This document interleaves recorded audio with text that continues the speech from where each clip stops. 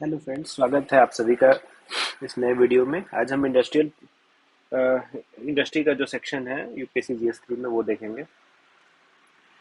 तो उसमें सबसे पहले हम लोग देखते हैं प्री रिफॉर्म या प्री 1991 क्या क्या डेवलपमेंट्स हुए। सबसे पहले इंडस्ट्रियल पॉलिसी 1948 देख लेते हैं। उसमें क्या है कि चार कैटेगरीज में तोड़ दिया, 1 2 3 4। पहला क्या, एक्सक्लूसिव स्टेट मोनोपोली जैसे कि atomic energy, railway, arms, ammunitions, logical. दूसरा गवर्नमेंट कंट्रोल, तो 18 आप इसमें बस ध्यान रखें, 18 इंडस्ट्री जैसे कि फर्टिलाइजर हो गया, हेवी केमिकल। फिर मिक्स सेक्टर, यहाँ पे प्राइवेट और पब्लिक सेक्टर दोनों को ऑपरेट करने की अनुमति थी, प्राइवेट को भी ऑपरेट करने की अनुमति थी। और चौथा, इंडस्ट्री अंडर प्राइवेट सेक्टर, या किसी भी इन तीनों की कैटेगरी में नहीं आती थी, वो था अंडर प्राइवेट सेक्टर। तो ये जो चार कैटेगरी में डिवाइड किया गया इंडस्ट्रियल पॉलिसी 1956 में। उसके बाद हम लोग आएंगे industries development and regulation act, IDRA 1951। तो ये थोड़ा सा, इसमें हम लोग देखते हैं कि आउटपुट को लिमिट करने, कैपेसिटी या आउटपुट को लिमिट करने का और प्राइसेस को लिमिट करने का इसमें कुछ रेगुलेशंस थे। इतना हम लोग बस ध्यान रखेंगे, ज़्यादा इंपॉर्टेंट नहीं है। उसके बाद इंडस्ट्रियल पॉलिसी रिजोल्यूशन 1956 आया। इसमें भी तीन कैटेगरीज में उसको, तीन शेड्यूल्स में डिवाइड किया गया इंडस्ट्री को, schedule A, schedule B, schedule C. Schedule A में 17 थे जिसमें मोनोपोली थी, सिर्फ स्टेट ही वहाँ पे इन इंडस्ट्रीज में इंटर कर सकती थी। शेड्यूल बी में state was allowed to establish but private sector not denied to set up और expand existing units, fertiliser, synthetic rubber. Schedule C में इन दोनों में ये बेसिकली वही जो 56 वाली जो प्राइवेट कैटेगरी थी, वही शेड्यूल सी यहाँ पे होगी। फिर उसमें दो चीज़ें और थी, स्मॉल स्केल कॉटन इंडस्ट्री को बढ़ावा देना और रीजनल डिस्पैरिटीज को कम करना, 1956 हमने देखा। उसके उसी बीच में फिर MRTP एक्ट आया था 1969 में। हम लोग जानते हैं MRTP क्या था उस समय, मर्जर और एक्विजिशन, ये सबको कंट्रोल करने के लिए, रेगुलेट करने के लिए। उसके बाद 1980 में क्या हुआ ये हम लोग देख लेते हैं। 1980 में तीन चीज़ें थी। एक तो था कि reviving the efficiency of PSU, ठीक है। दूसरा था लिबरलाइजेशन ऑफ इंडस्ट्रियल लाइसेंसिंग, और तीसरा था redefining of small scale industries. तो investment limit to define small scale industry are increase to boost the development of this sector, ठीक है। तो इनको जो एडिशनल स्टेट सपोर्ट दिया जा रहा था, तो उन कैटेगरीज को और एक्सपैंड किया जा रहा था। पहले इतना था, अब इतना हो गया, क्योंकि इसकी लिमिट को बूस्ट कर दिया गया।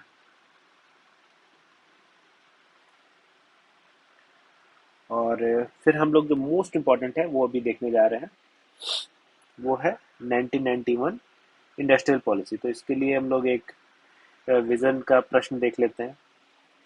इनुमरेट सम की initiative taken by government post 1991 for industrial development, ठीक है। तो सबसे पहले हम लोग ये देखेंगे इंडस्ट्रीज के कंटेक्स्ट में 1991 में क्या इनिशिएटिव लिया गया। तो क्या है, public sector D reservation and privatisation through disinvestment 1991। तो इसमें क्या क्या चीजें हुई हैं, reduction in the number of industry reserve for public sector, ठीक है। तो हम लोग देख रहे थे कि 19 स्टार्टिंग में क्या थी, 17 में 18 इंडस्ट्रीज थी 1948 वाले में, 1956 में 17 में स्टेट मोनोपोली थी। तो फिर उसके बाद उसको और घटाया गया। तो उसमें क्या हुआ फिर,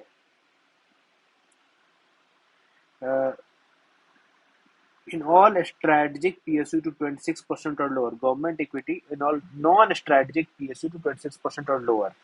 बेसिकली हम लोग देख रहे हैं कि उसमें डिसइन्वेस्टमेंट्स हो रहे हैं। और मेमोरेंडम ऑफ अंडरस्टैंडिंग के तहत रेफर टू BIFR, जो सिख थे उन्हीं के लिए था, board for industrial and financial reconstruction, disinvestment, privatisation, man power rationalisation, जिससे VRS आ गया, प्राइवेट इक्विटी पार्टिसिपेशन हमने देखा।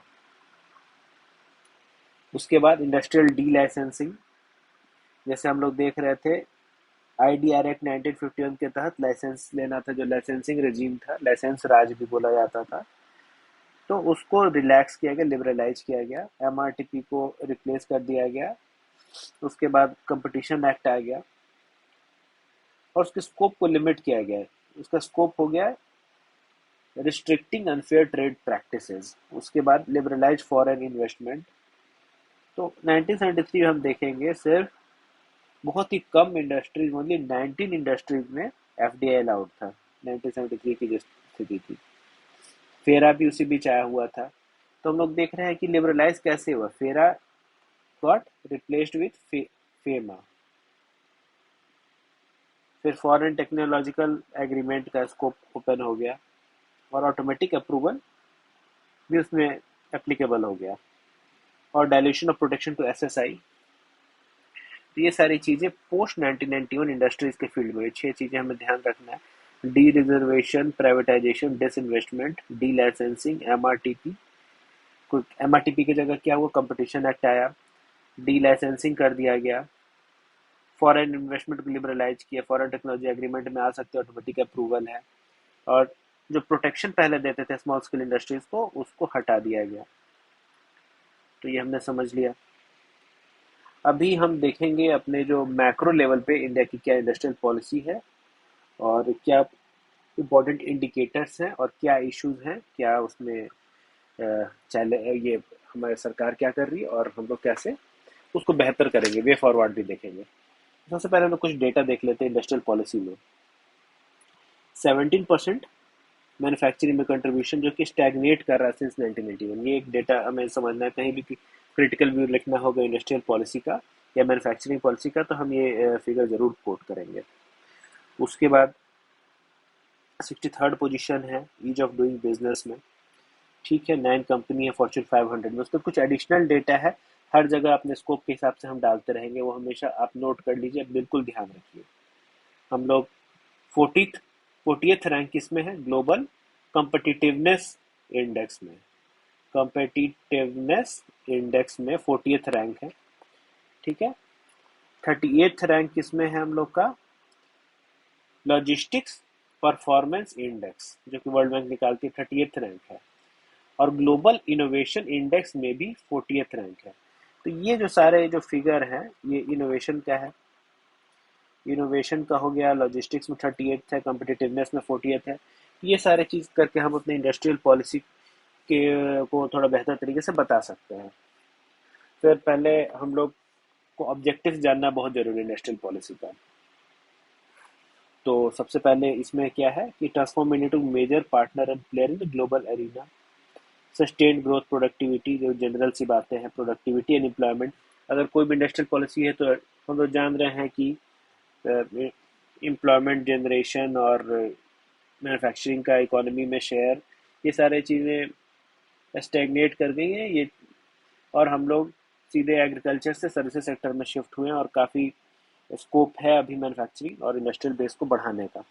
इंडस्ट्री 4.0 में एक प्लान मैनर में चले जाएं, $100 बिलियन की इनवर्ड एफडीआई हो, ये बहुत इंपॉर्टेंट है।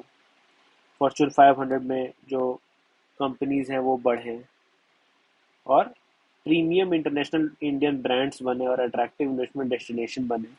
ये सारी चीज़ें हैं जो कि हमारे ऑब्जेक्टिव्स हैं इंडस्ट्रियल पॉलिसी की। बट सिर्फ ऑब्जेक्टिव्स तो हैं, लेकिन अभी चैलेंजेस भी बहुत सारी हैं, वो हम लोग चैलेंजेस एक बार देख लेते हैं, फिर और क्लैरिटी मिलेगी हमें।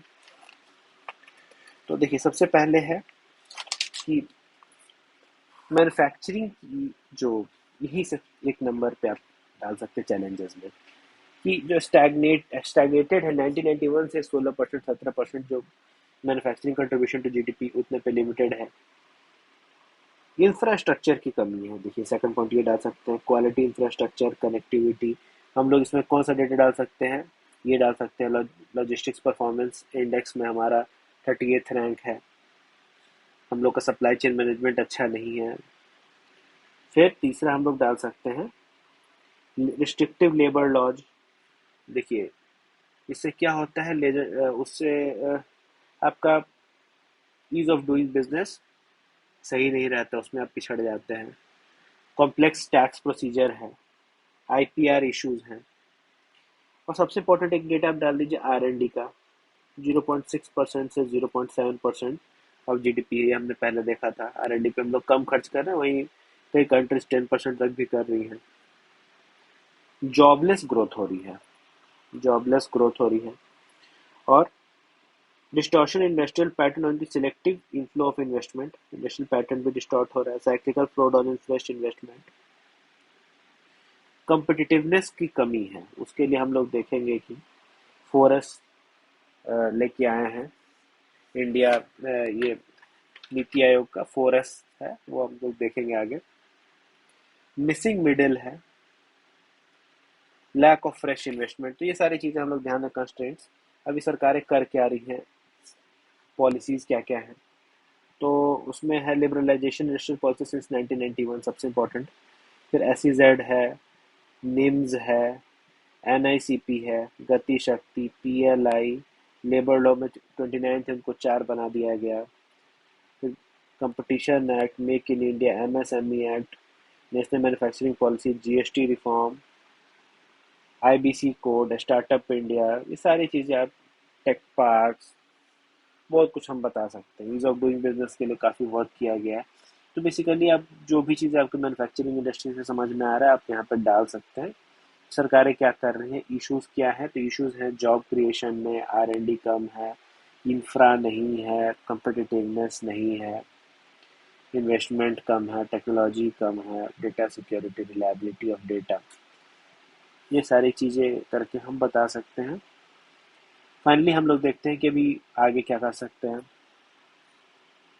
तो एमएसएमई लेड ग्रोथ, ठीक है, encourage FDI liberalization, mega park manufacturing, cluster based approach, industry 4.0, single window regulatory system, e governance, MCA 21, ये सारी बातें भी यहाँ पर डाल देंगे। Industrial policy, tax reforms, R&D and IPR regime. तो ये बेसिकली एक मैक्रो, अगर इंडस्ट्रियल पॉलिसी का सवाल हो तो we will be able to answer it, ठीक है। Now we will see ease of doing business, so we will be trying to attempt that from vision. So देखिए, अब ये है ईज ऑफ डूइंग बिजनेस में क्या चीजें हम लोग ध्यान देते हैं। तो पहले चैलेंजेस से समझते हैं। क्या है कि क्रिटिकल पैरामीटर्स हम लोग लैक करते हैं, जैसे कि enforcing contract, registering property, starting a business, तो आपको कितने पेपर वर्क्स लेने हैं, या कैसे कॉन्ट्रैक्ट्स अगर इन्फोर्स हो रहे हैं, नहीं है लिटिगेशन, कितना समय लग रहा है, कितनी पेंडेंसी है प्रॉपर्टी को रजिस्टर करने में। तो क्रिटिकल पैरामीटर है। उसके बाद high tariff protectionist policy, Indian tariff trade regulation were already non-transparent, often unpredictable. US investor and exporter limited access to the market. Average applied tariff is among the highest bound tariff rate in the WTO. तो India का average applied tariff है, वो world का one of the highest है। तो ये भी ease of doing business के लिए उचित नहीं है, ये हम लोग समझते हैं। और दूसरा फिर है अनस्टेबल पॉलिसी इन्वायरमेंट, ठीक है।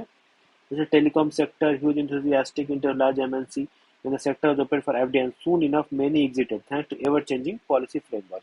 तो एग्जांपल अब टेलीकॉम सेक्टर का देंगे कि क्या पॉलिसी फ्रेमवर्क अनस्टेबल है। फिर इंफ्रास्ट्रक्चर देखते हैं, रोड, ये एयरपोर्ट, सी पोर्ट, पावर ग्रिड, टेलीकम्युनिकेशन, ये सारी चीजें हैं। तो ये सारे चीजों में कुछ ना कुछ कमी है। ये हम लोग इन डिटेल जब इंफ्रास्ट्रक्चर टॉपिक करेंगे तो देखेंगे, हर जगह कुछ समस्याएं हैं। तो इंफ्रास्ट्रक्चर में भी कमी है और बहुत ज़्यादा इन्वेस्टमेंट की जरूरी है, की ज़रूरत है। जैसे नीति आयोग कहती है $1.5 ट्रिलियन चाहिए, कब तक, 2025 तक। क्यों? ताकि हम लोग $5 ट्रिलियन इकोनॉमी बन सके 2025 तक। तो इस तरह से मतलब बेसिकली ये एक असेसमेंट है नीति आयोग का। और भी हम लोग जानते हैं कि अभी हम लोग का 2040 तक $5 ट्रिलियन की आवश्यकता है। तो ठीक है, हमें ये सारी जानकारी है हमें। और safeguarding intellectual property, local laws are thorough and generally compatible with UN US IP law, there some concern with enforcement of this law. तो इंटेलेक्चुअल प्रॉपर्टी को कैसे सेफ गार्ड किया जा पाएगा, इस पे भी एक क्वेश्चन मार्क है, जिस कारण ईज ऑफ डूइंग बिजनेस हमारा सही नहीं है। तो उसको बेहतर करने के लिए हमने क्या क्या किया हुआ है, हमने क्या रिफॉर्म्स लाए हैं। तो make in India led reforms हैं, जैसे getting FDI, elevate business involve, outdated policy regulations को हटा दिया गया है। Web based SPICe plus and agile platform, तो new company incorporation is 3 step as compare to 14 step. तो 14 स्टेप से 3 स्टेप में हम लोग नई कंपनी खोल सकते हैं। दो प्लेट ये है, एक स्पाइस प्लस है और एजाइल प्रो फॉर्म है, ये हमें ध्यान रखना होगा। वेब बेस्ड ये पोर्टल्स हैं जिसके थ्रू न्यू कंपनी इनकॉर्पोरेशन संभव है। अब स्टेप्स उसमें घटा दिए गए हैं। ई बिज है, हम जान रहे हैं ई बिज क्या है। और मॉडर्न इंसॉल्वेंसी रिजीम है, आईबीसी वगैरह आ गया है। इंसॉल्वेंसी एंड बैंक्रप्सी कोड है। Easy procedure for filing GST. Number of days required for getting electricity connection 105 days to 53 days, मतलब इसमें भी हम लोग अभी फास्ट कर रहे हैं। Dedicated commercial court in Delhi and Mumbai. Single window of all import and export transactions. Taxation Law Amendment Act 2021 which scrapped the retrospective taxation bringing certainty in taxation law. तो ये हम लोग जानते हैं रेट्रोस्पेक्टिव टैक्सेशन, उससे फिर वही स्टेबल अनस्टेबल हो जाता है। Enforcing contract portal as comprehensive source of information pertaining to legislative and policy reforms undertaken on enforcing contract parameter. तो हम लोग देख रहे हैं कॉन्ट्रैक्ट को इन्फोर्स करने के लिए इन्फोर्सिंग कॉन्ट्रैक्ट पोर्टल बनाया गया। टैक्सेशन लॉ अमेंडमेंट एक्ट 2021 आया है विच स्क्रैप्ड रेट्रोस्पेक्टिव टैक्सेशन, जिनसे समस्या थी, जो इश्यूज थी, देखिए एक एक करके सॉल्व किए जा रहे हैं। कॉन्ट्रैक्ट के लिए है, रेट्रोस्पेक्टिव टैक्सेशन के लिए है, single window for all transactions, ठीक है, और डेडिकेटेड कमर्शियल कोर्ट्स हैं। इलेक्ट्रिसिटी कनेक्शन जल्दी मिलेगा। Easy procedure for GST, IBC, spice plus agro profile, make in India, FDI, business environment, ये सब चीज़ों को बेहतर किया जा रहा है। तो basically ease of doing business के लिए ये किया गया है। अभी रैंकिंग में भी कुछ समस्याएं हैं, ये हम लोग देख लेते हैं जल्दी से। जैसे कि इरेगुलरिटी इन रैंकिंग, तो जिससे रिव्यू हुआ डेटा का, तो उससे पता चला कि irregularities affected 4 countries, China, Saudi Arabia, Azerbaijan. Libertarian bias है, it tends to reduce the complexity of economic activity of few quantifiable metric with a libertarian bias. It creates incentive for country to pursue economic policy that conform with the World Bank vision of economic। देखिए economic development का एक method नहीं है, इसके कई तरीके, कई रास्ते हो सकते हैं। सतत आजकल तो इकोनॉमिक डेवलपमेंट खुद ही एक लिमिटेड कंसेप्ट की तरह देखा जा रहा है। आजकल तो हम लोग सस्टेनेबल डेवलपमेंट या होलिस्टिक डेवलपमेंट ये सारे देखना चाहते हैं, लेकिन इसमें एक वर्ल्ड बैंक का एक संकीर्ण व्यू, एक नैरो व्यू है। तो उसी के हिसाब से ईज ऑफ डूइंग बिजनेस जो वर्ल्ड बैंक निकाल रहा है रैंकिंग, तो अभी इसीलिए बहुत लोग अब इसको नहीं एक्सेप्ट करते हैं। दूसरा, ignore deeper social political issues, ठीक है। अभी जैसे है रैंकिंग, उसको लोग गेमिंग द सिस्टम, मतलब कि आप सिस्टम में आपने प्रयास किया कि आप किस तरह से अपने रैंक को ऊपर कर दे, rather than making real and lasting structural change. आप किसी प्रकार से रैंक को जंप करके सिस्टम को हैक करना चाहते हैं, लेकिन जो डीप स्ट्रक्चरल जो इश्यूज है उसको नहीं, वन साइज फिट्स वाला अप्रोच है। तो इसके कारण हमने देखा कि और उसका उसका रिपरकशन ये, world bank decided to discontinue publication of doing business ranking of country business climate. तो हमने समझ लिया एज ऑफ डूइंग बिजनेस क्या है। ठीक है फ्रेंड्स, अगर आपको वीडियो अच्छा लग रहा है तो आप प्लीज़ कमेंट में बताइए, हम नेक्स्ट वीडियो में आएंगे बेस्ड ऑन आपके कमेंट्स कैसे होते हैं।